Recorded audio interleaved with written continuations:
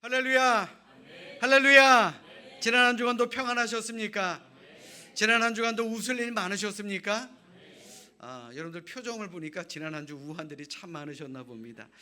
요즘 그럴 수도 있는 것이요, 세상 소식을 듣다 보면 참 답답하게 이루 말할 수가 없을 것입니다. 저도 그럴 때는요, 하늘을 가끔 바라봅니다. 그러면 하나님께서 이렇게 아름다운 세상을 만드셨는데 정말 이 세상 잃어버리지 않도록 내가 더욱 깨어 기도해야 되겠구나라는 그런 생각이 들 때가 참으로 많습니다. 여러분들 교회 오시면서 하늘 보셨나요? 하늘 좀 보고 사세요. 하나님이 얼마나 아름다운 세상을 만드셨는데, 우리 그 세상 잃어버리지 않도록 여러분들 답답할수록 더욱 깨어 기도하시기를 주님의 이름으로 축원합니다. 자, 우리 옆에 있는 분들과 이렇게 인사합니다. 나라를 위해 더욱 기도합시다. 자, 환하게 웃으면서 인사합니다. 하나님의 뜻이 이루어질 겁니다. 그래요. 이 나라에, 우리의 가정에, 우리의 일터에, 우리 교회에 하나님의 뜻이 이루어질 수 있도록 더욱 깨어 기도하는 우리 모두가 될 수 있기를 주님의 이름으로 축원합니다. 우리 말 중에요, 고빗사위라는 말이 있습니다. 이 고빗사위라는 우리말의 뜻을 여러분들 아십니까? 이 고빗사위라는 말은요, 일의 성패가 갈리는 매우 중요한 그런 그 시간을 고빗사위라고 말합니다. 위험하고 어려운 국면, 그것을 바로 고빗사위라 그러죠. 특별히 산악인들 사이에서는 특히 암벽 등반을 할 때, 굉장히 위험할 때 가장 까다롭고 위험한 구간을 가리키는 말로 이 고빗사위라는 말을 사용하기도 한다고 합니다. 자, 그런데 자신의 모든 역량을 쏟아내어야만 통과할 수 있는 이 지점에 이르면 주변의 소리나 시간 혹은 감각은 잊어버리게 되고 오직 눈앞에 있는 과제, 눈앞에 있는 목표에 집중하게 되게 만드는 것, 그것이 바로 고빗사위라고 말합니다. 생각해보면 성경의 여러 인물들도요, 인생의 고빗사위를 잘 통과했습니다. 창세기 22장의 말씀에 보시면 아브라함에게 고빗사위가 있었습니다. 바로 이삭을 바치라는 시험 말입니다. 출애굽기 14장의 말씀에 보시면 모세에게는 홍해 앞에서의 절체절명의 순간이 있었습니다.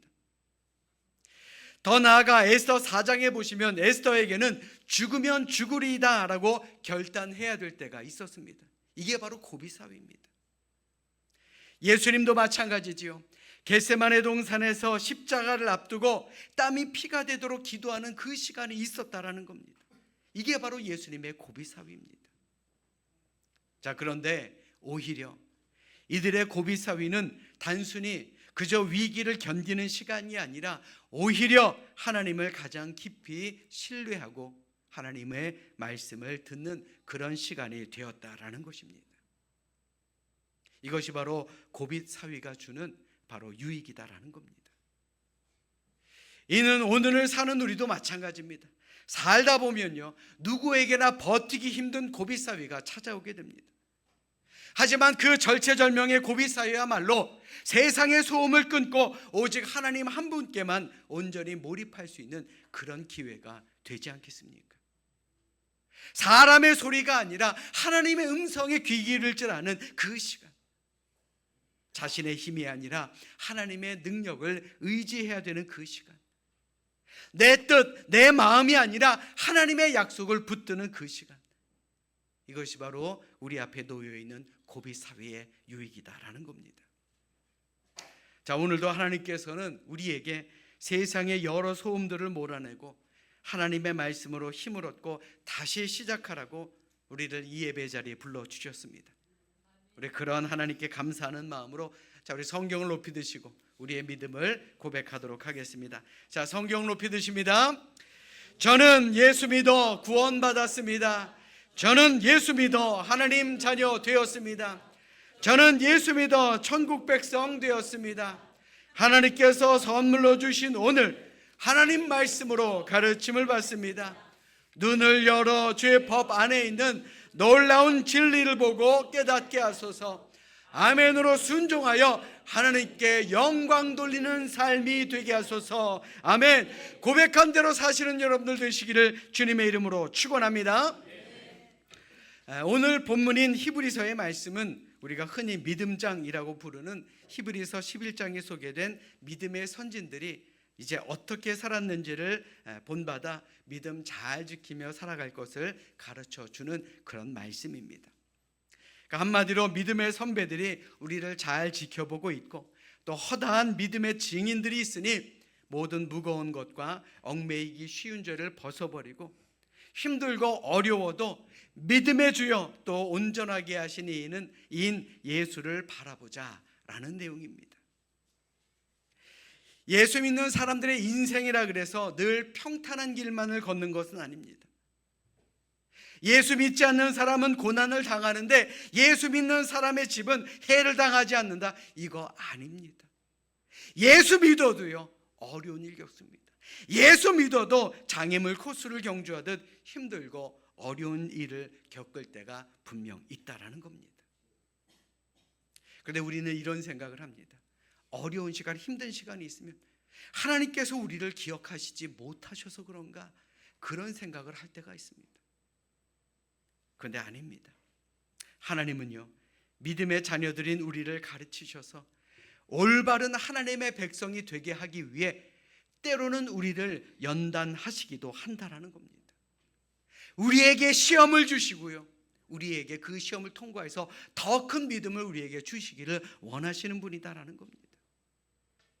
물론 연단 맞는 것 어느 누가 즐거워하겠습니까? 시험을 겪는 것은 결코 즐거운 일이 아닙니다.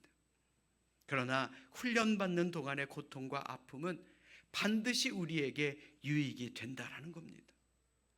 고난을 통해, 연단을 통해 믿음이 더욱더 굳건해지고 우리가 믿음의 거룩한 사람이 되고 더욱 훌륭하게 변화를 일으키는 인생이 되게 만드시는 것이 바로 하나님의 뜻이다라는 것입니다. 지금도 여러분들 앞에 어려움이 있습니까? 지금도 여러분들 앞에 고비사회 같은 것이 있습니까? 그러나 걱정하지 마십시오. 이 모든 것을 이겨내면 우리로 하여금 더 큰 믿음이 허락된다라는 사실, 우리는 이것을 기억해야 할 줄로 믿습니다. 사랑 여러분, 초대교회 그리스도인들, 그들이 처음 가졌던 믿음의 열정을 전혀 잃어버리지 않고 살았느냐? 아닙니다. 이들도요 때로는 믿음의 열정을 잃어버릴 때도 있었습니다. 여러 가지 시험으로 인해서 마음이 흔들리고 믿음이 흔들릴 때도 있었습니다. 예수 믿는다고 박해를 받기도 했습니다. 그러나 수많은 예수 믿는 사람들이 그 힘들고 어려운 일들을 잘 극복해냈기 때문에 오늘날 우리가 복음을 전해드릴 수 있고 우리도 예수 믿는 사람으로 예배 드릴 수 있음을 우리는 기억해야 할 줄로 믿습니다. 그러니 위기가 새로운 기회임을 다시 한번 기억하시기를 주님의 이름으로 간절히 축원합니다. 요사이 우리 교회 새벽 기도에는 느헤미야를 읽고 있는 가운데 있습니다. 그런데 이 느헤미야라는 사람이 참으로 흥미로운 사람입니다. 그는 원래 페르시아 왕국의 아닥사스다 왕의 술을 맡은 관원이었습니다. 그러니까 술 맡은 관원이라고 하는 말은요, 왕의 신임을 너무나도 크게 받은 사람이었다라는 말입니다. 비록 그는 포로로 잡혀가 있지만 왕에게 큰 신뢰를 받은 실력 있는 사람, 그가 바로 느헤미야였다라는 겁니다. 그러던 어느 날 동생으로부터 예루살렘의 처참한 소식을 듣게 됩니다. 느헤미야가 예루살렘에 도착해 보니 눈에 띄는 것이라고는 황폐한 광경뿐이었습니다. 성벽은 무너져 있었고요, 백성들은 두려움 가운데 있었습니다. 시간이 지나면서 느헤미야는 이스라엘 백성들의 안식일이 준수하지 못하고 11조도 제대로 하지 못하고 성전 정결과 같은 신앙의 문제들도 그는 바로 잡아야만 했습니다. 그런데 느헤미야는 결코 포기하지 않았습니다. 이 민족은 안 돼, 우리 민족은 가능성 없어, 정말 이 민족은 소망이 없어, 그렇게 생각하지 않았습니다. 느헤미야는요 절대로 절망적으로 말하지 않았습니다. 오히려 새로운 시작을 꿈꾸었습니다. 느헤미야 1장 10절의 말씀 보십시오. 이들은 주께서 일찍이 큰 권능과 강한 손으로 구속하신 주의 종들이요 주의 백성이니이다. 하나님께서 아직까지도 이스라엘을 포기하지 않고 있다는 것을 느헤미야는 믿고 있었다는 겁니다. 여러분들 잘 들으십시오. 사명을 가진 사람은요 절대로 포기하지 않습니다. 어려워도 가망성이 없어 보여도 절대 멈추지 않습니다. 물론 그 길이 쉽지는 않습니다. 느헤미야에게도요 반대 세력이 많았습니다. 그를 조롱하는 사람도 있었고 다른 왕에게 역모를 꾸민다고 고소를 당하기까지도 합니다. 그러나 그에게는 믿음이 있었습니다. 바로 하나님의 말씀 말입니다. 느헤미야 1장 9절의 말씀 보십시오. 너희 쫓긴 자가 하늘 끝에 있을지라도 내가 거기에서부터 그들을 모아 내 이름을 두려고 택한 곳에 돌아오게 하리라. 이스라엘 백성들을 돌아오게 만드시겠다라는 겁니다. 느헤미야에게는 여러 가지 힘들고 어려운 일이 있었지만 그때마다 그는 포기하지 않았고 하나님께 기도했으며 모든 어려움을 극복해냈고 성벽을 재건하는 일을 완성하게 만든 것입니다. 사랑하는 여러분, 오늘 본문 1절에서도 히브리서 기자는 우리에게 포기하지 말라라고 권면하고 있습니다. 우리에게 구름같이 둘러싼 허다한 증인들이 있으니 모든 무거운 것과 얽매이기 쉬운 죄를 벗어버리고 인내로서 우리 앞에 당한 경주를 하라고 말입니다. 그러기 위해서 우리는 예수님을 바라봐야 할 줄로 믿습니다. 아멘. 지금도 우리 앞에는 믿음을 포기하게 만들고 하나님의 일을 포기하게 만드는 상황, 그리고 그런 말들이 얼마나 많습니까? 다 이겨내시기를 주님의 이름으로 축원합니다. 삶이 고통스러우십니까? 삶에 어려움이 있습니까? 더 큰 믿음을 주시려는 하나님의 연단이라고 생각하시고 모든 것을 이겨내시기를 주님의 이름으로 간절히 축원합니다. 자, 여러분들에게 묻겠습니다. 여러분들은 믿음을 가진 사람들입니까? 왜 아멘이 이 모양입니까? 여러분들은 믿음 가진 사람입니까? 여러분들은 천지를 지으신 하나님을 믿으십니까? 우리가 예수 믿으면 멸망하지 않음을 믿으십니까? 내가 예수 믿으면 구원받아 영원히 사는 것을 믿으십니까? 우리는요 예수 믿음으로 하나님의 자녀가 되었습니다. 그리고 천국의 백성이 된 사람들입니다. 믿으시면 아멘. 우리도 힘들고 지치는 일들이 참으로 많은 세상을 살아가지만 믿음의 선진 느헤미야처럼 우리는 포기하지 말아야 하는 것입니다. 여러분들 잘 들으세요. 하나님께서 나를 포기하지 않았는데 내가 나를 포기해서야 되겠습니까? 포기하지 마십시오. 하나님이 나를 붙들고 계심을 믿는다면, 하나님이 나와 함께 계심을 믿는다면 우리는 반드시 하나님께 크게 쓰임을 받는 인생이 될 줄로 믿습니다. 아멘. 영국의 윈스턴 처칠은 제2차 세계대전을 승리로 이끈 전쟁 영웅입니다. 그는 노벨상을 탔으며 영국의 수상을 지냈습니다. 자, 그런데 그에게 발음장애, 언어장애가 있었다라는 사실 여러분들 아십니까? 연설을 많이 해야 되는 정치가인데 언어장애가 있었으니 그에게 얼마나 많은 어려움이 있었는지 우리는 짐작할 수 있을 것입니다. 자, 그런데 윈스턴 처칠이 한 학교 졸업식에 연사로 초대를 받았습니다. 그러니까 과연 어떤 메시지가 나올까 사람들은 잔뜩 기대했습니다. 청중들의 기대 속에 연단에 선 처칠이 입을 열었습니다. Never, never, never give up. 절대로 포기하지 마십시오. 이 한마디가 사람들의 심장을 흔들고 감동을 주었다라는 겁니다. 나는 포기하지 않았다. 내게는 혀가 잘 돌아가지 않는 그런 발음장애가 있고 수많은 어려움이 있었지만 나는 절대로 포기하지 않았기 때문에 여기까지 올 수 있었다라는 메시지를 주었다라는 것입니다. 여러분들의 문제가 뭡니까? 그래서 포기하시겠습니까? 지금 포기해버리면 어떻게 우리가 영향력 있는 하나님의 백성이 될 수 있겠습니까? 하나님의 선하시고 온전하신 뜻을 이루며 산다면 하나님은 결코 우리를 포기하지 않으실 것입니다. 반드시 하나님의 시간과 반드시 하나님의 방법으로 우리의 삶을 역전시켜 주실 줄로 믿습니다. 아멘.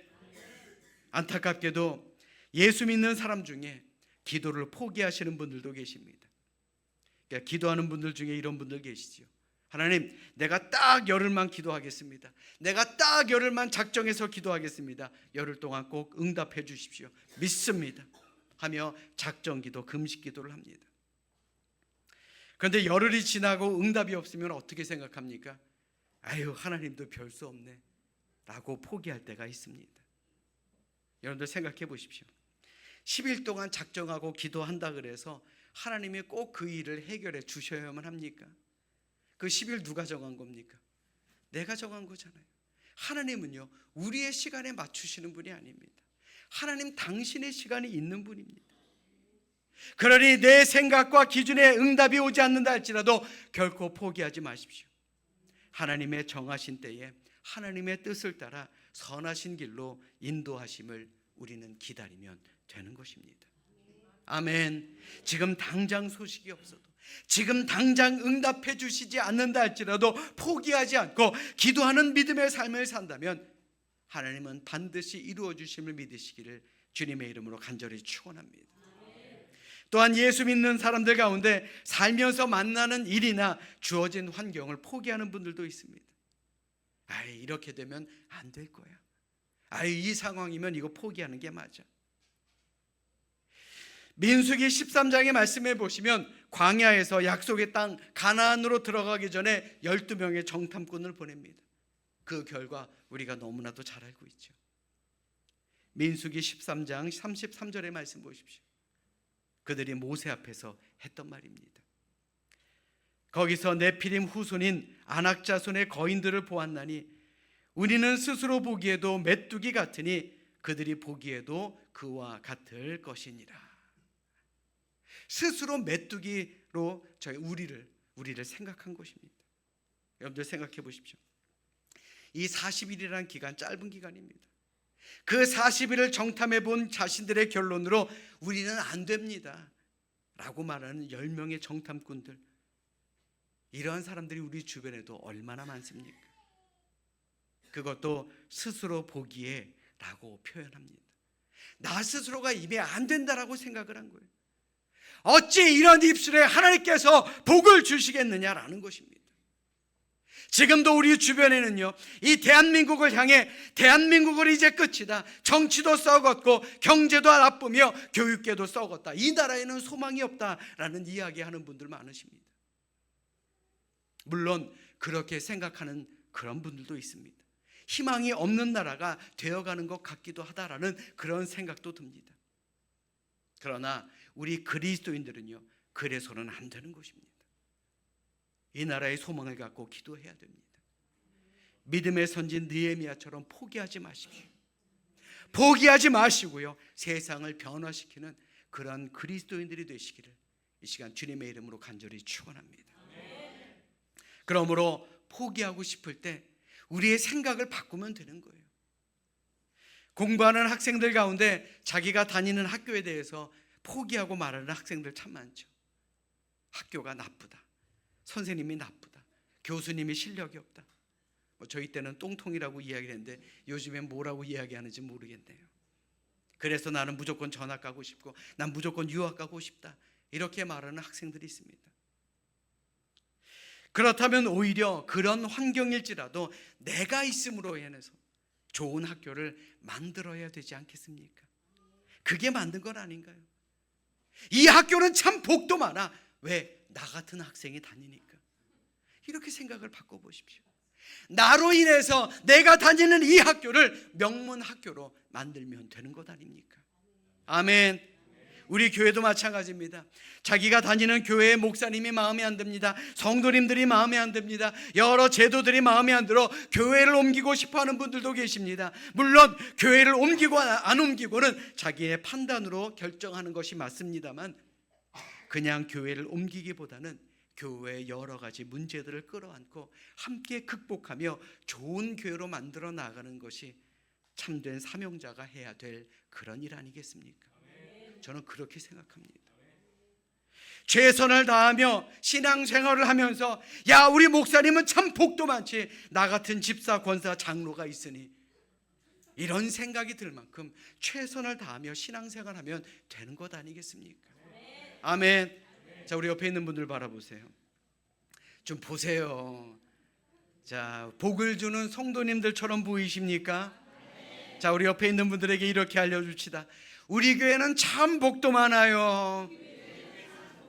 자, 다시 한번요. 나 같은 성도가 있으니까요.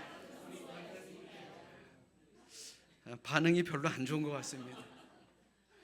여러분들이 있어서 우리 교회가 든든하고요, 우리의 모두의 마음이 든든해지는 그런 복된 교회를 만들어 나아가는 우리 모두가 되시기를 주님의 이름으로 축원합니다. 여러분들이 다니는 직장도 마찬가지입니다. 내가 있음으로써 그 직장이 달라져야 합니다. 내가 다니는 직장을 싫어하고 사장을 원망하고 불평하는 사람은요, 결코 기도하는 사람이 아닙니다. 하나님이 나를 이 직장으로 보내주신 데에는 그만한 이유가 있는 줄로 믿습니다 라고 고백하며 그 직장을 변화시키는 것, 그것이 진짜 사명자의 모습 아니겠습니까? 아멘. 뉴스를 한번 보십시오. 종업원 하나가, 사원 하나가요, 회사를 살리기도 하고 회사를 죽이기도 한다라는 것, 우리가 그 뉴스들을 얼마나 많이 봤습니까? 그러므로 여러분들이 다니는 직장을 원망하고 불평하기 전에 여러분들이 있으므로 그 직장에 꽃을 피우시기를 주님의 이름으로 간절히 축원합니다. 아, 우리 사장님은 복도 많아, 나 같은 사원을 두었으니, 혹은 야, 우리 사원들은 복도 많아, 나 같은 사장을 두었으니, 이렇게 할 수 있을 만큼 주어진 일에 최선을 다하시기를 주님의 이름으로 간절히 축원합니다. 사랑하는 여러분, 예수님도요, 끝까지 포기하지 않으셨습니다. 생각해보면 예수님도 얼마나 내려놓고 싶은 것들이 많았겠습니까? 포기하고 싶을 때가 얼마나 많으셨겠습니까? 그러나 예수님은 마지막까지 순종하셨습니다. 저도 목회하다 보면 참 내려놓고 싶은 일들이 많습니다. 그래도 하나님께서 저를 이곳으로 불러주신 데는 분명 그만한 이유가 있다라고 생각하고 기도로 잘 견뎌내고 있습니다. 여러분들도 그런 기도의 승리자들이 되시기를 주님의 이름으로 축원합니다. 오늘 본문 2절의 말씀 자막으로 준비했습니다. 우리 함께 읽겠습니다. 시작. 믿음의 주여 또 온전하게 하시는 이인 예수를 바라보자. 그는 그 앞에 있는 기쁨을 위하여 십자가를 참으사 부끄러움을 개의치 아니하시더니 하나님 보좌 우편에 앉으셨느니라. 아멘. 예수님도 십자가를 참으셨다 그랬어요. 또 3절의 말씀은 쉬운 자막으로 준비했습니다. 우리 함께 읽겠습니다. 시작. 여러분은 죄인들의 심한 반대를 참으신 예수님을 생각하십시오. 그러면 낙심하거나 포기하지 않을 것입니다. 아멘. 사랑하는 여러분, 사명자는 싸워 이기는 사람입니다. 그러니 포기하지 마십시오. 여러분 자신에 대해서도 포기하지 마십시오. 믿음 잘 지켜나가기 위해 더욱더 열심히 깨어 기도하시기를 주님의 이름으로 축원합니다. 하나님께서 여러분들에게 주신 가정과 가족들 포기하지 마십시오. 그들을 더욱 섬기고 그들의 영혼을 위해서 더욱 기도하는 것, 그것이 우리 사명자의 삶의 모습 아니겠습니까? 포기하고 싶을 때가 왜 없겠습니까? 느헤미야를 생각하십시오. 수많은 믿음의 선진들을 생각해 보십시오. 그리고 무엇보다 십자가를 포기하지 않으셨던 예수님을 생각해 보십시오. 하나님께서 여러분들을 포기하지 않으셨는데 왜 우리가 포기해야 됩니까? 예수님도요, 십자가를 포기하지 않으셨는데 왜 우리가 믿음을 포기해야 됩니까? 그러니 하나님께서 우리에게 주신 가정과 가족들, 일터, 그리고 이 나라와 민족, 그리고 더 나아가 교회를 포기하지 마십시오. 하나님께서 맡겨주신 사명을 포기하지 마십시오. 우리가 끝까지 믿고 순종할 때에 우리 역시도 믿음의 선진의 자리에 오르게 될 줄로 믿습니다. 아멘. 바라기는 우리를 위해 피땀을 흘려가며 고난을 당하셨던 예수님께서 내가 세상 끝날까지 너희와 항상 함께 있으리라 라고 말씀하신 대로 우리를 버리지 아니할 것을 믿으시길 바랍니다.